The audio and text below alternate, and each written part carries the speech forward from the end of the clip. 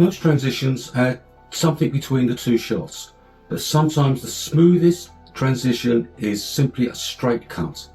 The principle is simple: the clip should move in the same direction at a similar visible speed.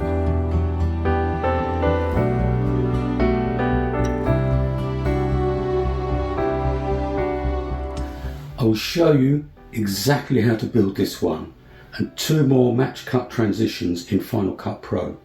You can use the technique to move smoothly between two shots filmed at the same location, or, as with the two bridges, to connect completely different locations. The key is to match the direction and the apparent speed of the movement.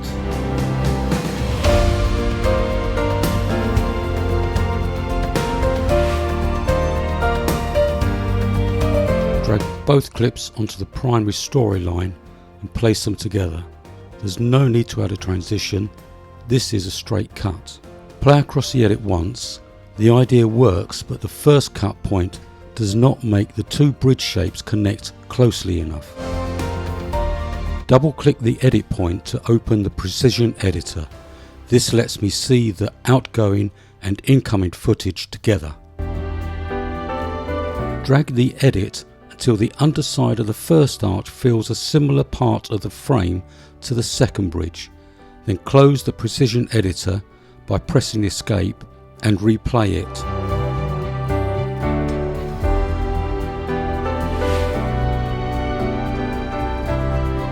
The shape now connects, but the second bridge moves through the frame too quickly. Select the second clip and press Command R to open the Retime editor. Open the speed menu, choose Custom and reduce the percentage. I've used 50% here, but it's a little slow, so I increase the percentage by dragging the handle here. I'm not matching the drone recorded speeds, I'm watching the bridge edge and judging how quickly it travels through the frame.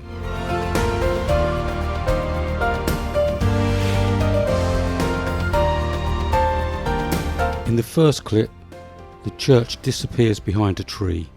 I trim the outgoing edge while the tree covers most of the picture. The Arundel bridge clip begins behind another tree and moves out to reveal the bridge. I trim the opening until both clips cut whilst the view is obscured. At first, I increased the Arundel clip to 200% to match the movement. Then I noticed a pedestrian on the bridge. At 200%, the camera movement worked, but the person moved unnaturally quickly. I reduced the Arundel clip to 125% and slowed the church clip to 60%. That balanced the camera movement without making the pedestrian distracting. The first tree was smaller in the frame, so I keyframed the scale control and gradually enlarged the church clip until the two trees were a closer match at the cut.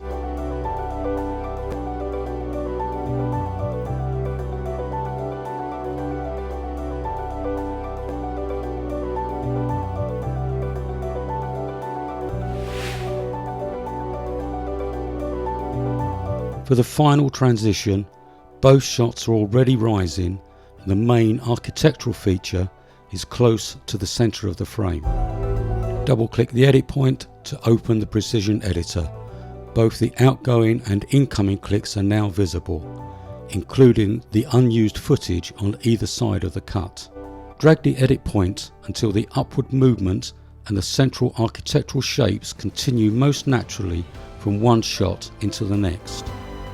It doesn't need to align perfectly, both clips are moving upwards and the main shapes remain central, so a small adjustment to the cut is enough. As a final touch, I'm going to add some music and then place each transition on a beat in the music. Select the music clip and press Option B to enable beat detection. Final Cut Pro analyzes the track and displays the beats directly in the timeline. With snapping turned on, I can now move each cut onto a strong beat.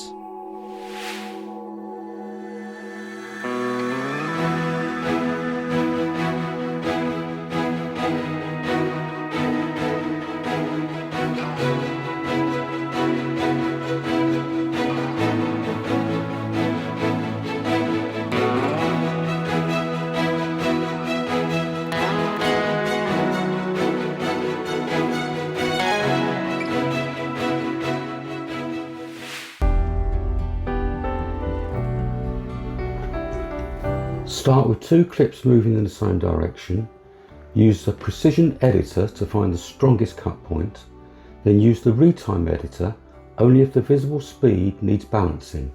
And always check for people, traffic, water, or anything else that might reveal the speed change. No plug-in and no transition effect, just 2 carefully matched clips and a straight cut. I'll see you in the next cinematic toolbox.